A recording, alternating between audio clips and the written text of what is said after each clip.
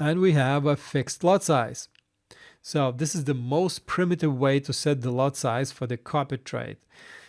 Yet we see some people still using it, and they don't want anything fancy things, calculations or whatever. They just want to insert the lot size and have that lot size always on the client account. So obviously in this mode, the client A will ignore differences in account sizes or leverage differences. MMV is usable, and that's where you set your desired lot size, which will be always the same for all copied trades. So for example, we set MMV to 0.23. It means that client A will always copy all trades with this lot size of 0.23.